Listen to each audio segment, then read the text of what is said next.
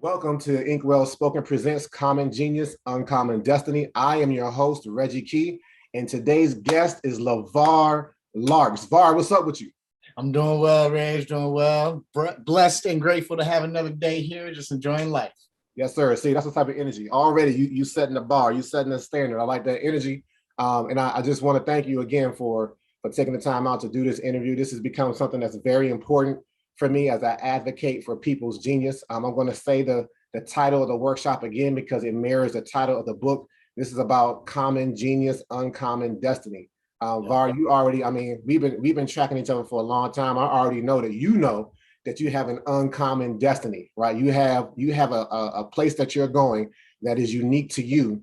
But what we're going to frame that destiny around is this concept and idea and belief of mine that there's some genius that's on the inside of you that's going to help you get to that destination. That though your destination is unique to you, this genius that I'm going to talk about, that we're going to talk about, is common amongst us all. Yes. And so the first question that I want to have for you, really simple, Var, is do you consider yourself now, pause for a second. I do have to frame this correctly because you have already started reading the book, and I appreciate that. Yeah. So if I can get you to think back before you started reading the book, if somebody were to come up to you and ask you if you were a genius, what would your answer have been? For me, yes. Yeah. Okay. Absolutely. And the reason being is just because of and correct me if I'm wrong about this perception, because you've known me for way more than half of my life.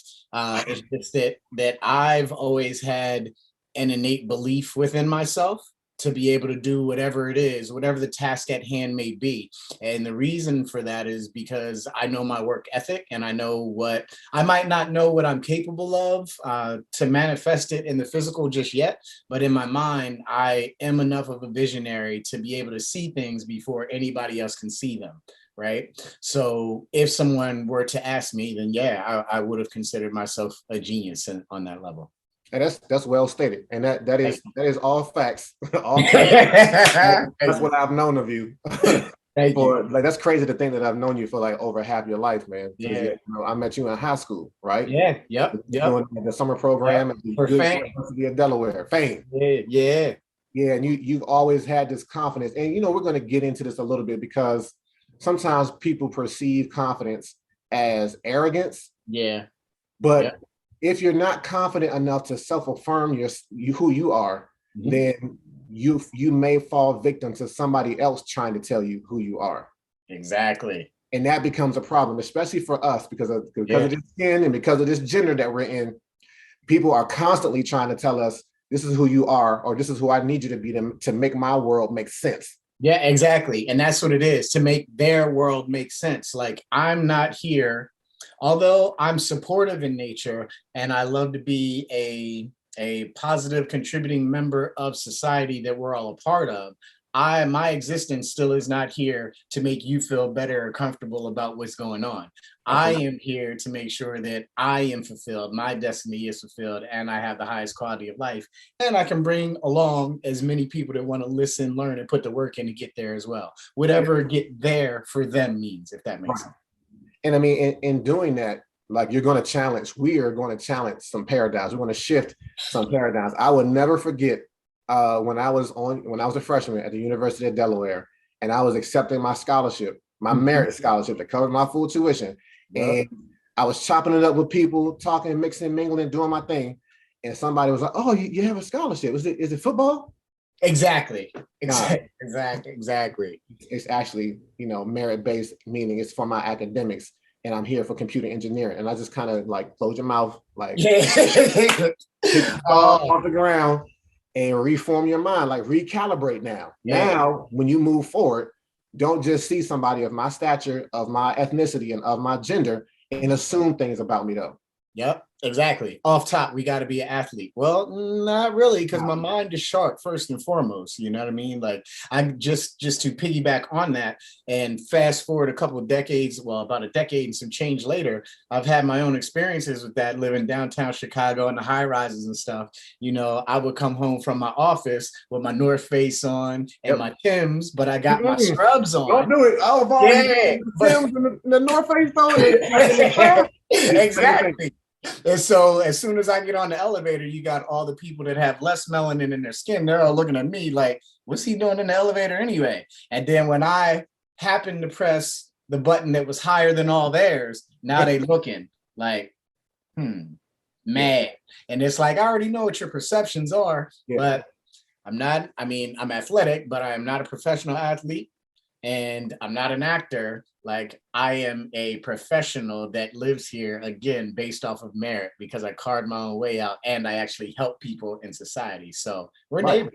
Deal with it. And at that time in your life, you was like, and I can adjust your back too. So I mean, yeah, I probably get you to have a better quality of life. Exactly. But right? you looking at me crazy.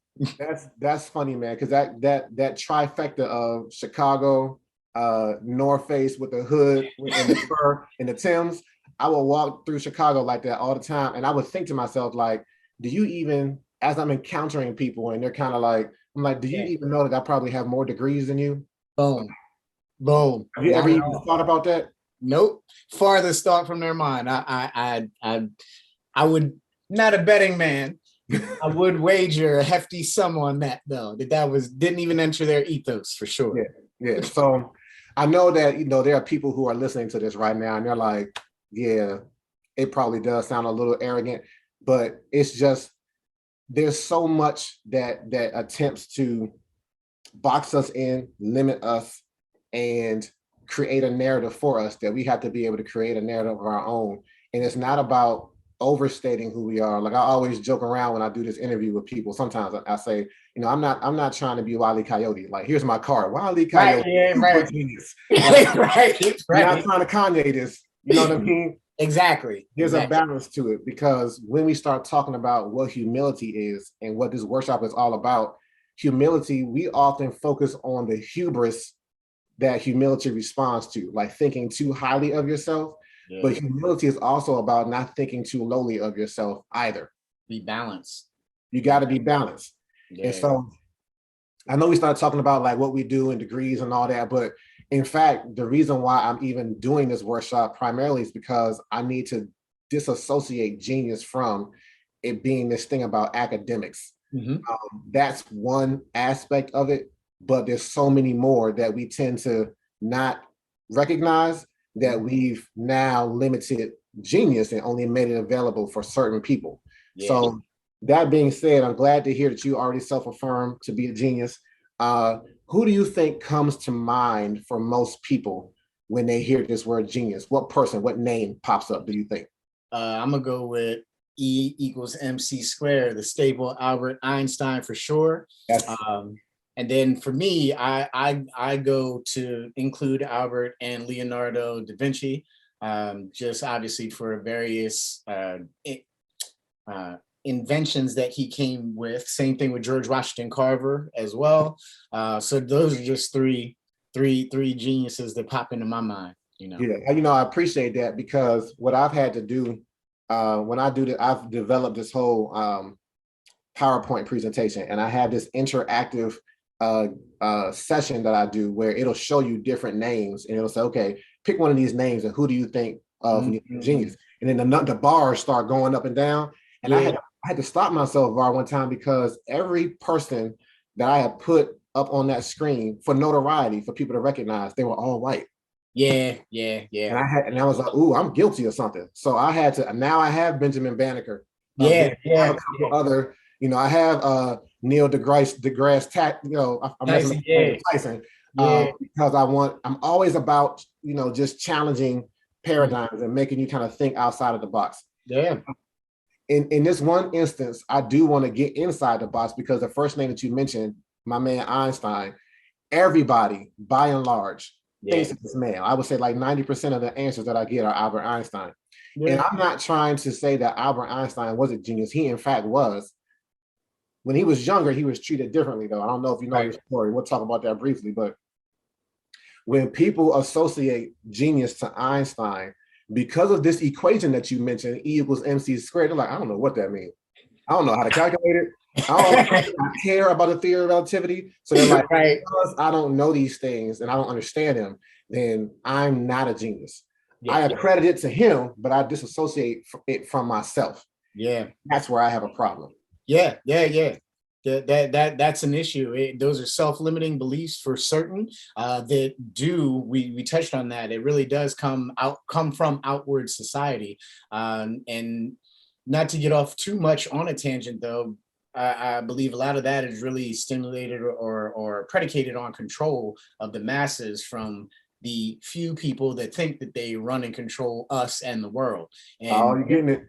yeah, and I mean, you're not going to tell me how to think about me, like you're just not. Right. Like so that I concur. So it's funny that you say that because I can't claim that I came up with all this on my own. I've picked up pieces of information from different people and from different books that I've read, and then crafted it into this workshop. But there's a guy by the name of Bruce George. I don't know if you've heard of that name. But he has a movement going, a brand, if you will, that's called Genius is Common. He was one of the main people that came up with Def Poetry Jam back in the day. Okay.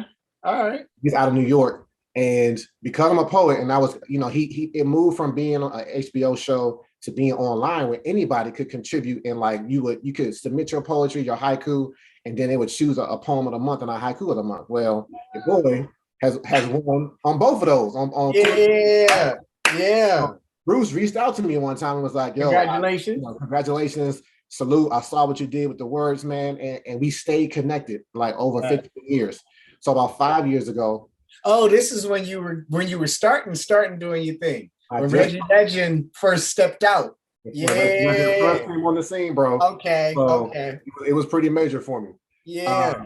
So I reached out to Bruce because I'm like, this dude's the mover and shaker. And I was like, what are you doing right now? I was in Chicago by that time. He was like, oh, I got this movement, Genius is Common, where we are taking this word from the elite. Yeah. That's what you said. We're taking it from the elite and we're putting it amongst everyone. Yeah. It's almost like Syndrome from The Incredibles. Like if I can make everybody a super, nobody will be a super, right? Exactly. And yet we will all be realizing the super within ourselves, which is a whole mission. So yes. That's his whole vibe. So I was like, yo, what I got to do to help you? He was like, yo, he licensed me to put it on shirts and sell it out here. But then I had one brick that I didn't realize was going to build onto some things that I was already reading and believing and understanding, right? And broadening my knowledge base. So I just want to give credit where credit is due. Bruce George, salute to you. That's where that came from. And so with this deconstruction of this word genius, and now we're reconstructing it and putting us on the inside of it, I want to go over the 3 components that I delve into that talk about how you unlock it. And so we're going to talk about today your passion, your talent, and your purpose. All right. Yeah. And the goal is if you can tap into each 3 of these, you can unlock your genius. And like I said, you probably already walking in it. So it'll just be a way. Sometimes you need somebody to say, I see what you're doing. Yeah. Sometimes you need somebody to say, you're doing it in this way. And it's like, I never saw it like that. Yeah. Appreciate that. And now your projection just went up a couple degrees. Exactly. Right. So let's see how this goes. So as I'm talking about, the first component is passion. So just like I asked you, like, hey, what comes to mind when you think of this word genius? I'm not going to ask you who, I'm going to ask you what. What comes to mind? What words come to mind when you think of passion? Yeah, so it's always been health for me from the beginning, and then helping people out. So that has been my overall passion, and then that is what led me to my professional career as a chiropractor, obviously. And then from that, having my adult experience in this real world as a professional and having a corporate partner, making that relationship work until it no longer didn't. Then I needed to make sure. I was like, well, you guys provided me a framework to have my opportunity, of which I stepped to the plate and did what I needed to do. Now I'm no longer being fulfilled in this capacity though. And I literally had a conversation with myself about 2 years, honestly, because it's the only thing that I've ever wanted to do. And then when I got to where I got to, it was like, I don't want to do this anymore because I'm still helping people. but I'm still in my office like 14 hours a day. Like I don't have my own family yet. Like, I'm here taking care of all these people and not really taking care of me, really. So Yeah. and my corporate partners are no longer giving me that vibe that it's a mom and pop shop that I can come and really help grow this movement. Y'all just straight changed to corporate, and ethically there's some things that I'm not good with, and you're not gonna buy my ethics or my integrity. You know what I'm saying? Like just because I'm a high earner doesn't mean, and I'm comfortable here, doesn't mean that if you do something I don't agree with, that I'm gonna stick around for the ride. Yeah, and that took them aback because they were like, "Oh, wow." And I was like, "Yeah, I appreciate y'all, but it's time for me to dip." Yeah, yeah. So with that, my passion really shifted towards owning my time and increasing quality of life, and just helping people also achieve that for themselves, whatever that means, because we only got one round here, one time, one opportunity, and all of our time is limited. Like it's over like that, and none of us know when that clock is going to reach all zeros, right? So we got to take every opportunity that we have. And even though I was stepping away from my dream, like you can't classify me as one thing. So now it's time for me to go find other things for me to do. And, I moved out here for the West Coast. Like my quality of life right now is amazing. So my passion is to help people actually wake up and feel the way that I feel, mind, body, and spirit, about living their life. You know what I'm saying? And not having to have the perception that they are tied down to this corporate entity or this job or a slave wage or being a time. It's an asymmetrical relationship that does not benefit the employee, if that makes sense. Oh, snap. I write this. What are you saying? It's an asymmetrical relationship that does not benefit the employee. Wow. Okay. And so with that, you get a lot of time theft in exchange for not you, but the proverbial your perception of safety, security for the agreement of this check that you're getting so you can make your life move. Which Well, systems exploit all the time. Yes. Yes. And so once I realized, when it came to me facing my corporate partners, like, well, this is exactly what's happening. Well, I got equity points, so y'all owe me that. Let me go ahead and take this bag and I'm out. So I'm grateful that I was forward thinking enough to be able to plan that for myself. So when things didn't work out, I could literally maintain my autonomy and do what I want to do, if that makes sense. So that's my passion, to help other people do that now.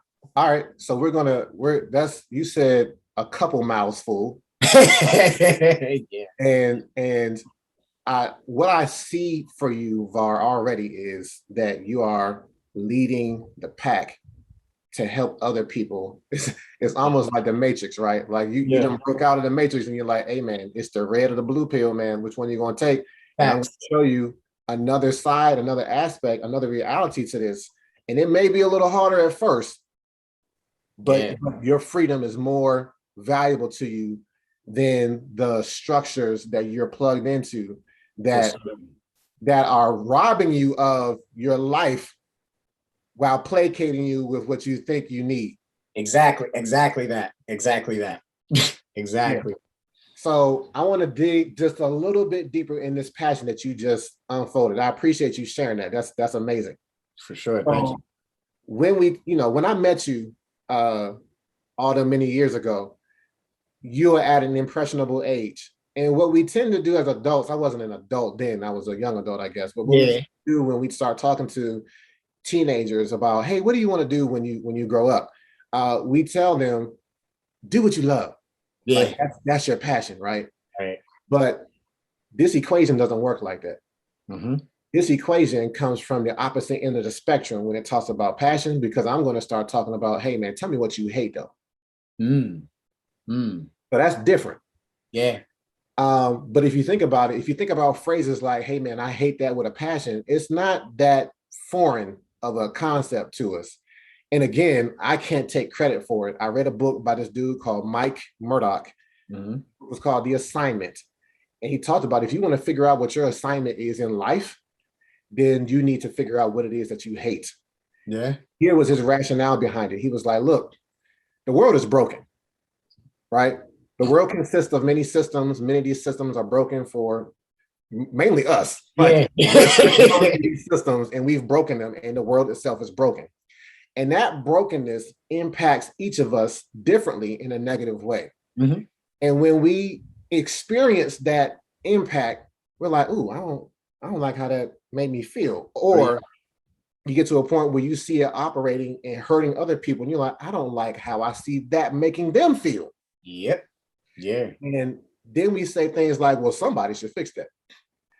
And Var, if you find yourself saying that about the same thing over and over, somebody, guess who's the one that should, You. it's you. It, Because it's grieving your heart, like, and then you get mad when you don't, that doesn't offend you. And the other person's like, nah, I'm good. You're like, man, and you start getting upset about it. That's when you know you tapped into something that you need to explore.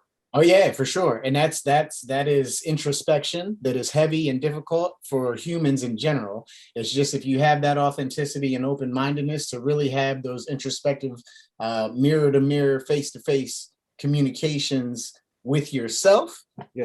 then that does unlock and give you permission to do what it is that you want to do, because you've clearly and vividly articulated what it is you like, what you don't like, what you're okay with, what you're not okay with, what you will stand for, what you will not. And with that gives yourself your own framework, and that is truly empowering. A lot of people don't want to do that because, again, it's time consuming, it's draining, it can be emotionally draining, it can bring up stuff from your past that you didn't even know was on your conscious mind. And a lot of people shy away from that. And we also have from my perception, we have a huge, and this is society, we have a huge issue with self-responsibility. And that was one of the things you said, when it's outward, somebody, well, whose life is it?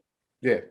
Who, like, if people would just control what they can control, I think that would the world would be broken. Yeah. Yeah. Quite simply put, if we stop looking for somebody else will do it. Somebody else will do it. Then the world would start to be restored, order will be reclaimed, and we wouldn't have the state of the world that we have. So this is heavy though, because the thing that we see impacting us, like I said, systems, they're not small. Like David and Goliath, institutionalized, ingrained for generations and centuries. Like, this is institutionalized, systematic stuff that is pointed at us, attempting to keep us down. But you can do all you want. You're not going to thwart my efforts or mute my star, yo. No. I hear that. And the beautiful thing about it is, like, across the world, these systems exist. And even though, the thing that helps you address it is the talent, we'll get to that in a couple of minutes. Your talent is different from mine.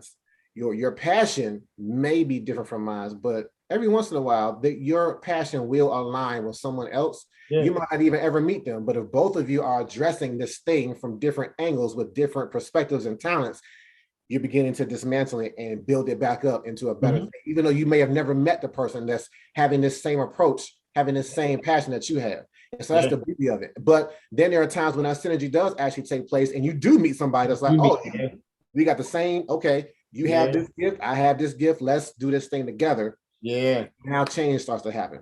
Yeah. So I have aired because I forgot something very important that I wanted to mention. So I got to back up for a second. Okay. So with Einstein, I did say that I was going to mention quickly about his lifestyle as a child. Like, it's interesting because what made him unique, his teachers, he literally got a letter home from his teachers to his family, to his parents. I was like, yeah, you might want to make sure Einstein worked with his hands. He's not all there. Yeah, somebody misinterpreted and did not understand his learning style and tried to limit him. And can you imagine if he had accepted that? Because I'm pretty sure that the mother either read this letter out loud in front of him, or he found it himself, but he knew what the teacher said about him. And I'm sure even if he didn't know, the teacher was treating him a different way. Yeah. But he didn't let that limit him. And then even when he got in college, the professors was like, I think he got kicked out of classes a few times because he was looking out the window and the teacher's like, Einstein, hello, are you here? Like, literally, how we said, like, all right, Einstein, we say it sarcastically. But what he was doing was he was visualizing what it would take, what it would look like to ride a beam of light from the sun to the earth. Mm. And that's what was helping them get the theory of relativity underway. Because he was thinking different. Yeah, exactly. Like, I'm gonna need you to think this way. Here. And I don't recognize what you're doing. So you need to get out. Exactly. And so, that's what systems do. They don't recognize how you fit. You're a square peg in a round hole, and they're like, you don't fit here. And so you're an outcast. And so, he didn't, thank God he didn't take that outcast and just stay marginalized. He stuck with it. So I wanted to make sure that I say that. And then the second part of what I forgot was there's a quote that purportedly comes from Einstein that really governs how this conversation is going to continue to build. You let me know if you've heard it before outside of the book, because you may have already read it in the book. Mm-hmm. You ready? Yeah, I know the one you're talking about, and I've heard it prior to, though. But go ahead. All right, so this is the first. Then I'm gonna let you say it. You feel comfortable reciting the quote? I am not verbatim with it. But okay. If you judge a fish by its ability to climb trees, then the fish will go on throughout its life thinking that it's dumb or not smart or not gifted.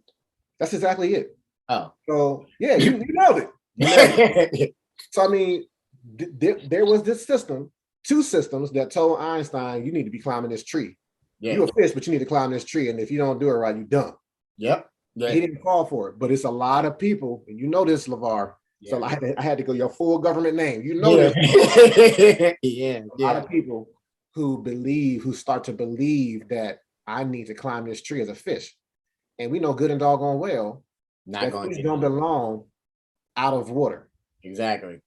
Water is a fish's natural element. It's the fish's lane. The fish was designed for water. It's streamlined. Mm-hmm. It has scales. It has gills. Right. And I mean, at this point in my life and in your life too, I know we've been through some weird things over the past 3 years with the pandemic and all manner of just, social injustice and upheaval and everything, and stuff is still kind of acting crazy and wild. Mm-hmm. Lavar, I got a window right here. If I look out this window right now and I see a fish in the tree, it's time to get off the planet. Like, I'm done. Facts. Because I inherently know that that's not right. That ain't right. Yeah. Exactly. I need to get on the next Elon Musk spaceship off this planet because I'm out. Yeah. So we know that that's not correct. Mm-hmm. So what happens to the fish if it stays out of water too long? It's going to die. Suffocation for sure. It's going to die. Mm-hmm. And so what I've been seeing is genius around me dying. Yes. Yeah. I'm like sixth sense out here. Like I see. I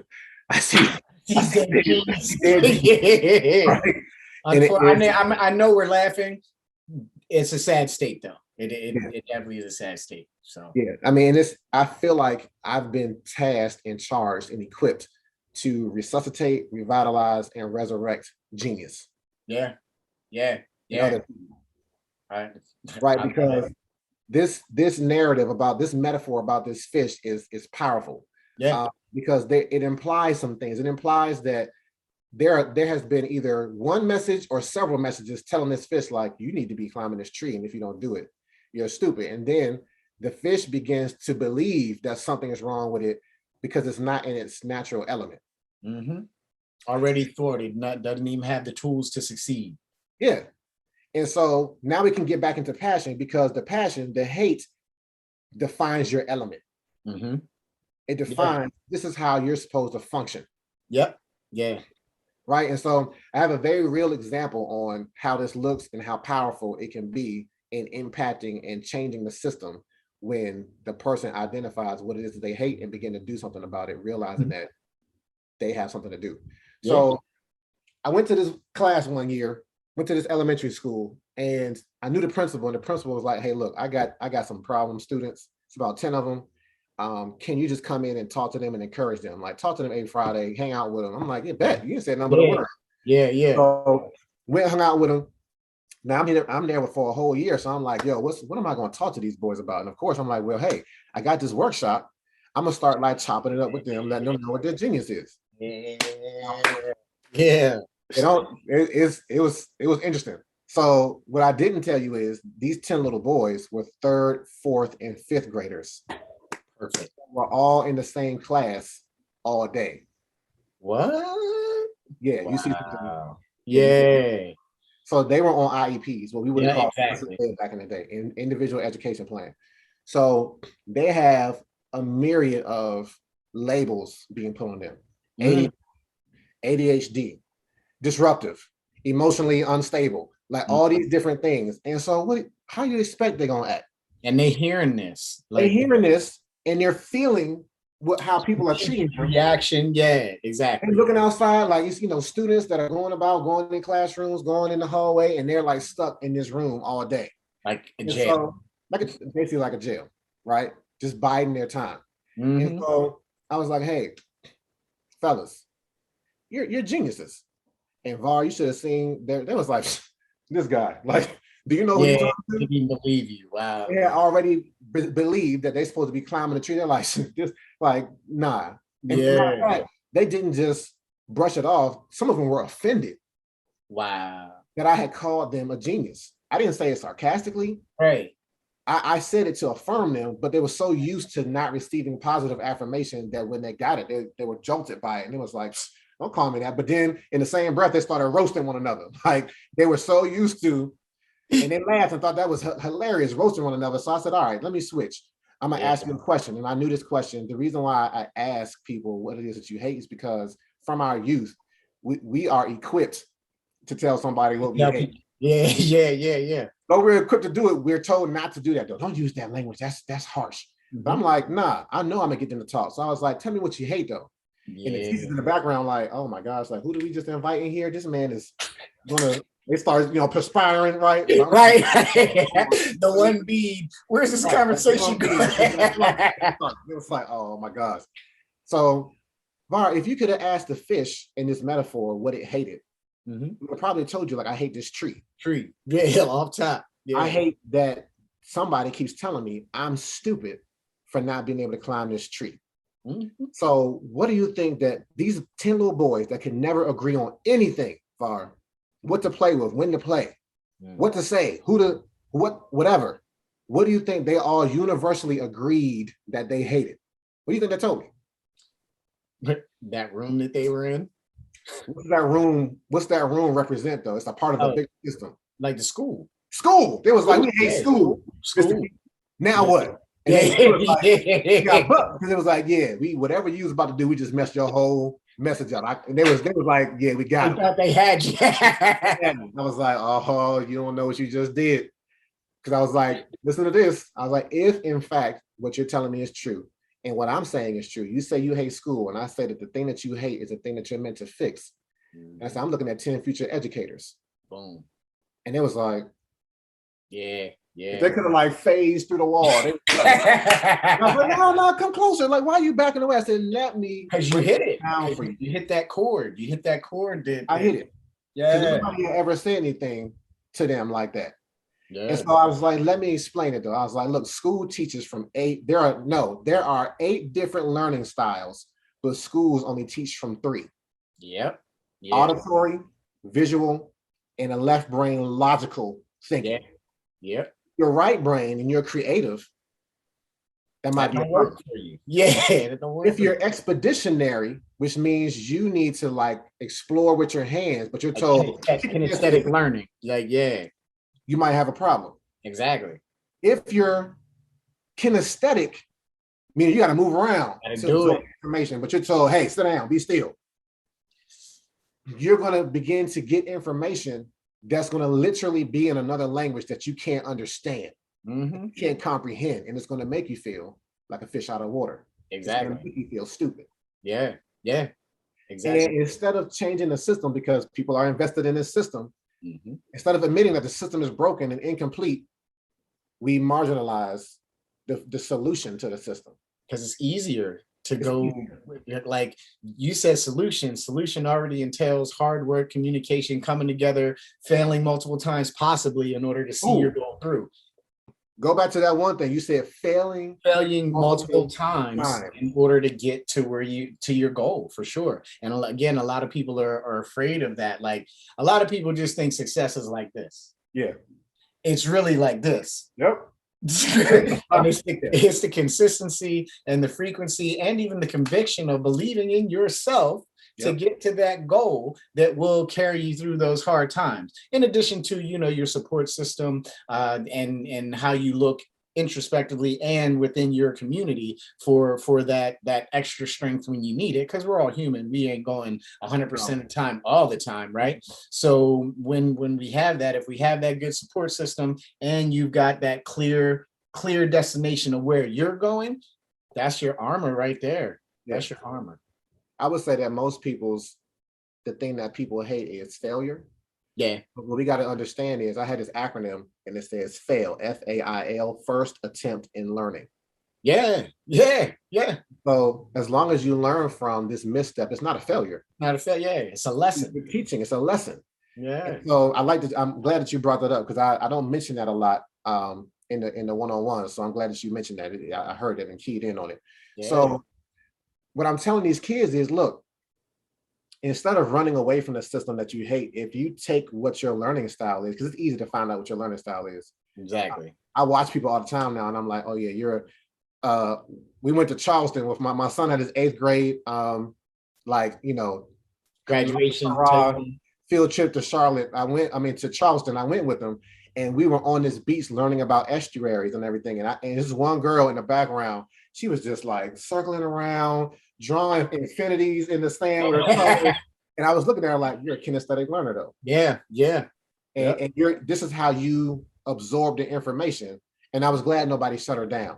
So I was like, look, if you take this learning style and know that you're an educator, now your learning style becomes a teaching style so that you reach others who have the same learning style as you. And now they feel involved. They feel, oh, I get it. It's clicking for me because this person is literally speaking my language. There it is. There it is. And you can say there's a teaching shortage in the educational system because we've marginalized these future educators. We don't have enough teachers. It's the ratio is 20-1. Well, if maybe the schools were divided up by the learning styles in the different grades, and you had the teacher match up with the learning style of the student, now it's a whole different system. It's a whole different ballgame. That the reason why that won't happen though is because then everybody will be better equipped with the tools necessary to succeed. And they don't want that. It's a whole nother, that's a whole nother can of worms. Yeah, workshop, a whole nother interview, right? But I get what you're saying though. So that type of revolutionary thinking, approach to a system is it's a good example in schools, but it's any industry where people are involved. This is happening.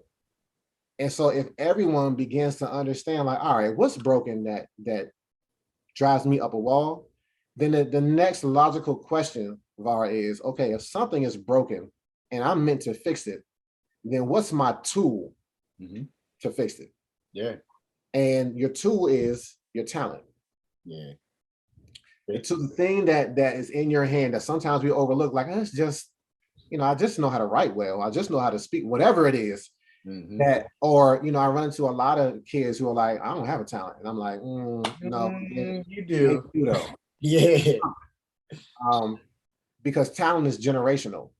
And the reason why, there are things that our forefathers did that known and unknown to us that are passed down to us. And it's not a foreign concept because, we look at entertainers and, actors beget actors. We look at athletes beget athletes. And that makes sense. But why is it that can't work for somebody that's not in one of these main industries? Like, it's relevant in our lives too. Oh yeah, for sure.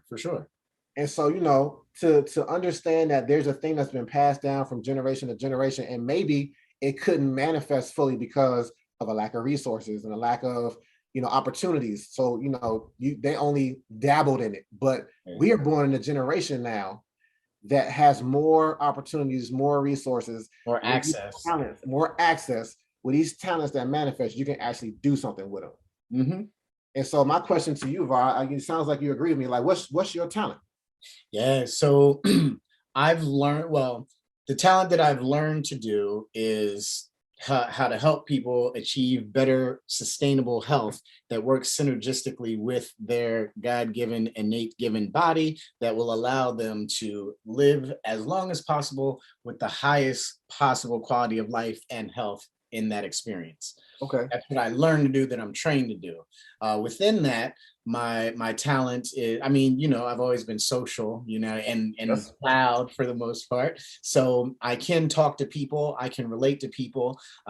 Being a professional, that did help me cultivate my public speaking skills and continuously getting on stage and addressing auditoriums of people. So those are some of the talents that I know that I have in my mind, you know, Yeah. like I know that it's an open mind. I know that I don't know everything, and I am open and willing to have something that challenges my beliefs. And instead of just shutting it down now, Yeah. I Yeah. could say, well, why is that? You know, younger me would have been like, oh nah, that ain't right, and just exactly. Yeah.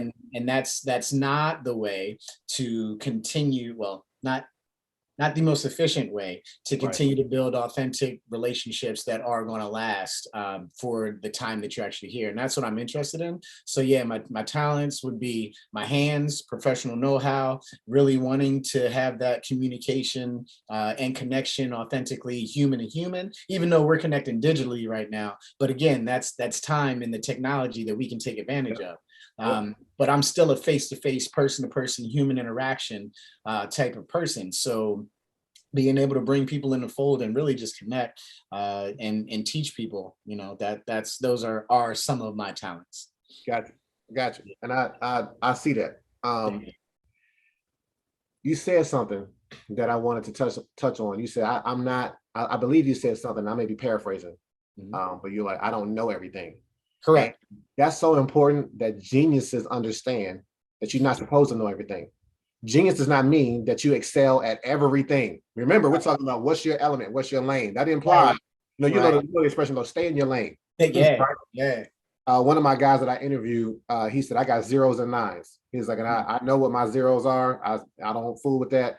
And he said, the things that I'm good at, I won't give myself a 10 because there's always room to improve. To improve. Right. I got something for you on that. Go ahead.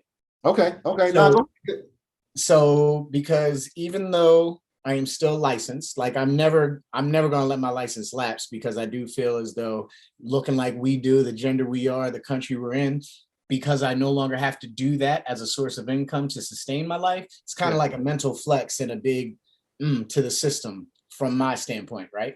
Yeah. So, oh man, I just got off on a tangent. What were we doing? We were talking about that. I don't have to do it. Zeros and nines. Huh? Say that again. Zeros and nines. Zero. Oh, okay, yeah. So although I do know what I'm good at, and I know I don't know everything, and because I've been able to walk away from the 9 to 5 realm, Mhm. what I've done to continue to learn new talents and to keep my mind and body sharp is calisthenic and gymnastics movements and learning Muay Thai, because I'm never going to be the best at Muay Thai, and I'm Mhm. never going to beat gravity. So that allows me to physically continue to exceed and excel while keeping my mind fresh. Because Muay Thai, even though it's physical, it's really like a chess match. Like, Yeah. yeah. And that's really, those are the things that I am doing now to uncover some more talents and learn new ones and just keep my life and my mind ever expanding. So let me ask you this. Do you feel like you are a good predictor of, because you know, with chess, you mentioned chess. Do you feel like you are developing the skill to be a good predictor of outcomes and a good predictor of people, to know like, hey, 2 or 3 steps into this is what's going to happen. Like Yeah. if you make this move, this is what's going to happen, and I'm help starting. people. I'm starting to like, and it's uncanny. At least in my perception of it, is just because I. So we all have like something like the mesenteric nervous system. So that's going to be like your gut. When people say listen to your gut, right? Yeah, yeah, Like that's correct. It comes from somewhere. It's not just hocus pocus. Ooh, yeah. that's literally the universe and like talking to you, like, hey, don't do that, or yes, do that, right? Mhm. So and as I spent a couple more laps here and have my experiences of life, like I have been more open to trust myself in that moment. Yeah, Because before it's like, I told myself not to do it and I did it anyway, or I don't know why I balked at that, you know? Right. And retrospectively, I'll look and be like, oh, wow, that was me telling me to like yay or nay. And way more often than not, should have listened to yourself. Yeah. You know what I'm saying? So I'm doing a lot better at doing that these days. And Okay. with that, I am trusting my abilities to be more predictive of the things and stuff and the patterns that I see around me within society, people, organizations, what have you. And yeah. Yeah. I see. So, and I had to put my minister hat on real quick. That's called discernment. Yeah. That is a gift of the spirit where you discern the things, and also another gift is called the word of knowledge and the word of wisdom. Wisdom is the application of knowledge and understanding. Like, okay, I just got this understanding that this is a truth in this situation that I'm in, and then what do I do with that truth? And so I see you becoming even like a consultant, whereby they're the assistant, because once you have that mechanic working on the inside of you, that mechanics working on the inside of you, what you can do is you can give consultation, and it doesn't matter what industry you're in, because it all functions like we said earlier. Every industry is built off of people, and if you can help the people govern themselves and work, like you said, synergistically with one another, then you're going to help that system move forward. And so I see that, and I see that for you, because even at the beginning, I said that I saw you as like this person who's leading people into this new way of thinking, this new understanding. But I see you now like linking systems together, different systems, and being able to help them like get to the next level and get beyond these limitations. So Reg, that's funny. Well, not funny. Obviously, this is everything we've been talking about. It's a confluence of the energy, the thought, the ethos, and things that we're manifesting. So pertaining to me particularly, like I've been a lot more quiet since I walked away from my office and retired from chiropractic, because not only did I need to work on myself, get some of my peace back and fulfillment back in my life and figure out what I wanted to do next. I also knew that next time I came out to the world and presented something, that I wanted it to be proof in the pudding. Like, boom, like I'm not just talking, you know what I mean? Like, and I've always been the one to come with big ideas, pie in the sky dreams that other people just didn't get, and be like, yeah, I don't know if that's gonna work for. And then I've always shown and proved, like, hey, this is what we're doing. So the next time that I come out, I just want to be like, boom, I did that. This is how we do it, as opposed to this is what I'm working on. So you just quote Montel Jordan. I'm sorry, go ahead. Yeah, this is how we do it. So like my thing now is like when I left chiropractic, what I wanted to do was I wanted to find something that would allow me to have the lifestyle that I had grown accustomed to, and also afford me the high income earning potential to be able to at least match where I was at when I was running my office. So that actually led me to trading, and like really looking into trading, because there is you can use discernment. Those are traders that literally use their gut. Those are the ones that like lose their money versus the quantitative traders, right? So the quant traders, they use a lot of statistics, probability, and all that stuff. Now, back in UD, when I was taking statistics, I was like, I'm gonna be a doc. I don't really need to know this, right? I'm being young and dumb. And then fast forward, I was like, oh wow, I could have been applying this. Yeah. So that really got me off into statistics, learning how to write computer code, understanding syntax and things like that, and then seeking mentors in that space. So I went to a couple seminars, just because it's different when people are advertising to you versus you actually being there, right? So I wanted to go, and the vibe was good for my mentor, and I wanted to rub elbows, be in his space. And he's like, yeah, this is literally how you do this, that, and the third, and this is the computer to do that. So I signed up and started learning how to write algorithms to manage some of my money that I put into the market at that point. And Reg, it was doing like his program. Okay, so I'm gonna call myself out, because I allowed myself to take a detour on the plan that I wrote out for myself, because my mentor system was working so well that it literally had me on a financial trajectory to outpace my best year ever in my office. And so I was like,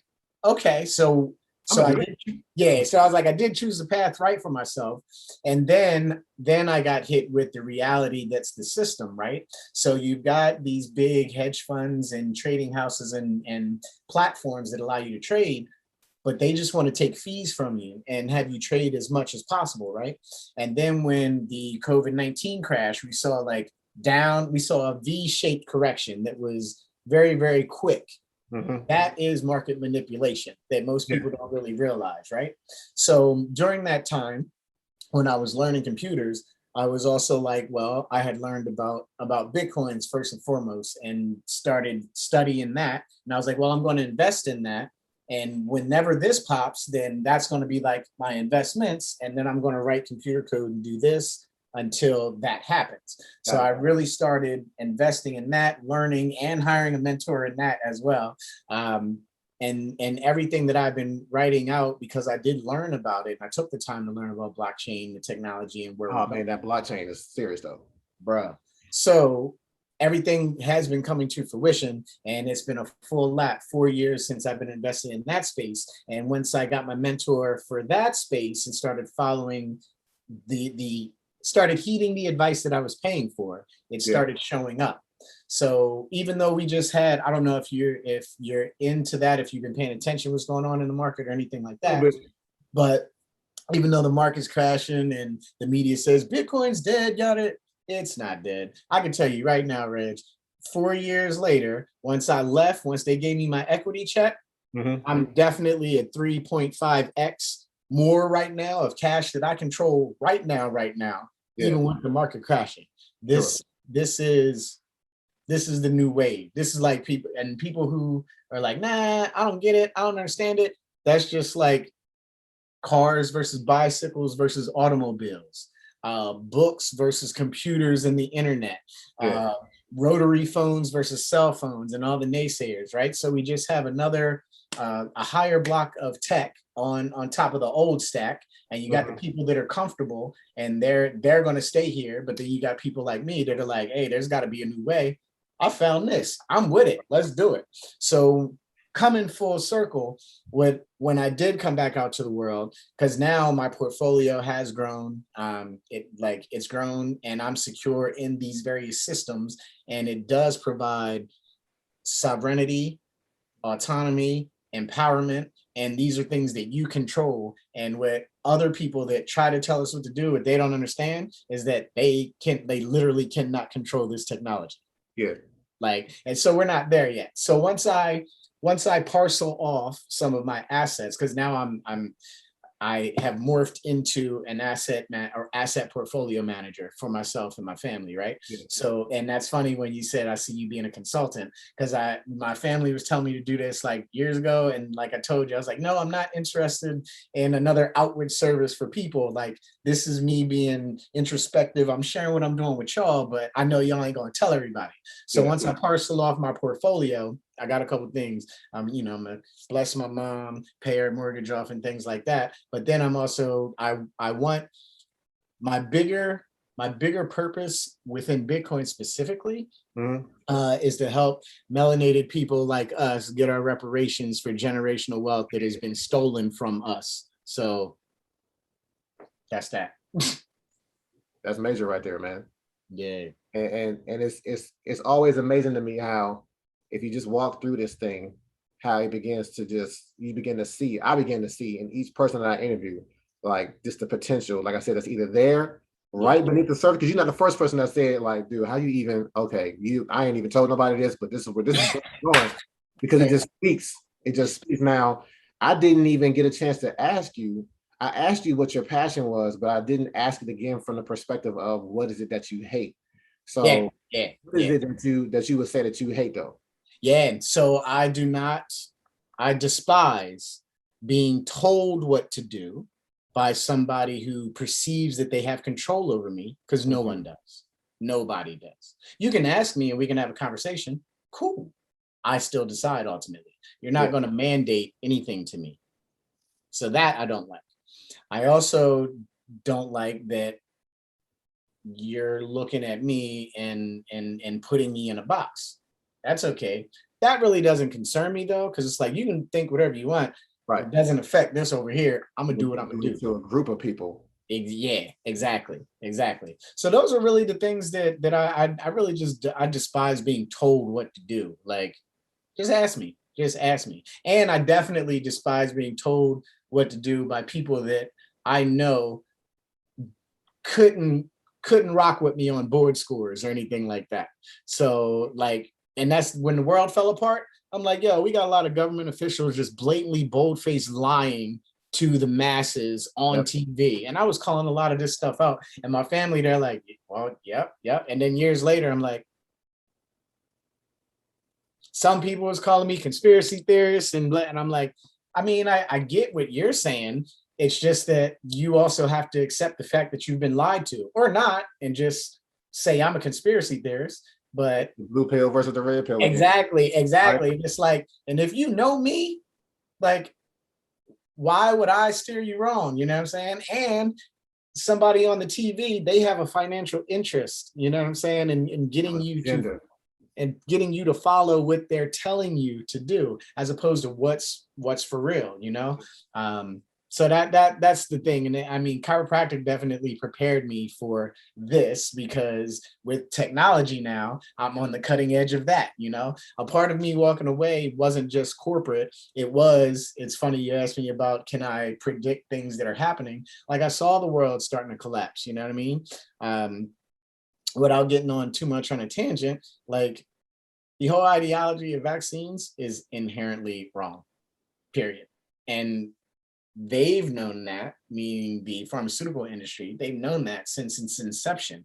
Now, that's not to say that you don't have amazing minds in that field, or genuine, authentic, good people that want to help people, right? Mm-hmm. But you also have things like that, like organizations that say, hey, as an MD, if you don't follow A, B, and C, we're going to take your license and you're going to be in trouble. So there's that whole element of fear, and where you know about personally, because personally, of practice. Yep, because I've lived through it, I've witnessed it, I've had it happen to me. I like, in terms of insurance fraud, like, I got audited within my first year of practice because Blue Cross Blue Shield said that I was making too much money.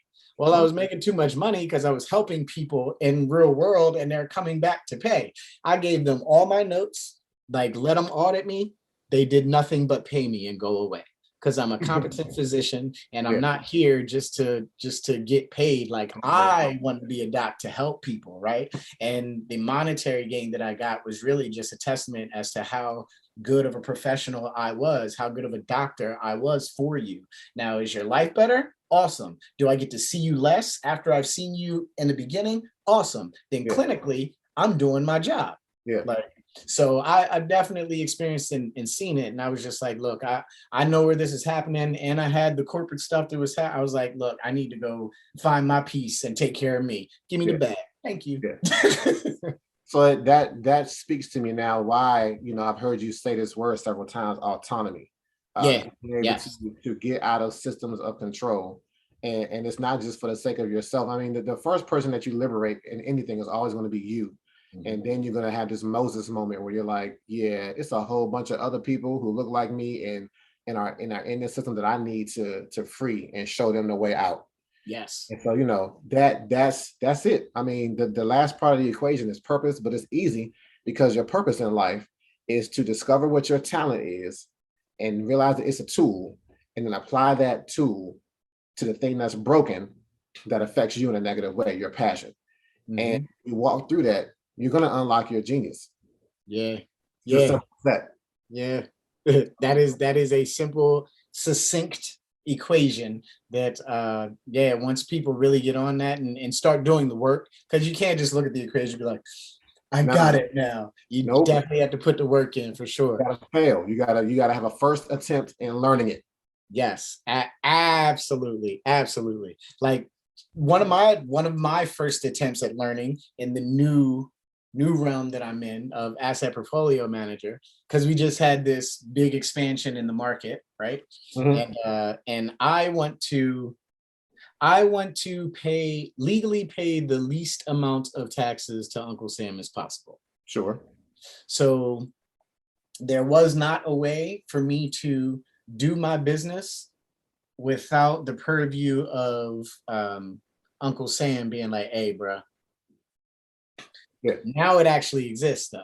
And at first I was getting on myself because I was like, man, I had all this, I had the opportunity. Now, like, it's still going to work. I know that. Now it's just that in terms of the momentum coming back in the market, is it going to be the last 2 or 3 Q3 and Q4 of this year, or am I going to have to wait another year and a half before I can parcel off? It's just a matter of time at that point. Of where I'm going, I'm still certain that didn't change. It's just the opportunities within that time and how many people like I could have helped had I been thinking that different way. Sure. I came from when I was learning, it was like, don't sell your Bitcoin, don't sell your which is great, still don't. But I got some other cryptos that have been doing well for me, and those are the ones that you do sell when everything goes up. Mm-hmm. That's how you make your wealth and expand it, and then you save it and keep it by putting it into Bitcoin after. So that's something that I learned within not basically cashing out when the market was really, really high. Yeah. Which I'm also glad that I didn't do that, because then I wouldn't have been like, oh, well, what did I miss? It wouldn't have caused me to actually look at myself and my plan and make it more efficient, if that makes sense. Yeah. So I'm grateful for this past year and a half of me seeing what the market's doing, me holding the assets for years, and then seeing like another phase and cycle. Regulatorily, that gets me to again pay a lower tax when I do sell those, because of the amount of time that I've held those assets. Mm-hmm. And it still allows me to have my sovereignty method of doing it that nobody else can take from me. Gotcha. So, yeah. Look, man, you dropped a lot of knowledge. We've been splashing knowledge all around here, man. I appreciate it. We're pretty much at the end of the session because we got through the equation, and I do hope that what you've already been doing, you can just put an extra little like emphasis on it. Like, yeah, this is unique to me though, and so that uniqueness is your genius. And this has been, Inkwell Spoken presents Common Genius, Uncommon Destiny. I've been your host, Reggie, your motivational speaker, author, publisher, minister, and this has been my genius guest, Lavar Larks. Var, yes, my uncommon cue to see the genius in you. Thank you, Reg. Appreciate you having me on. Thank you. I appreciate that. I love everything you've been doing over the years, and your genius is going to continue to expand as you continue to touch, move, and inspire the lives of others around you.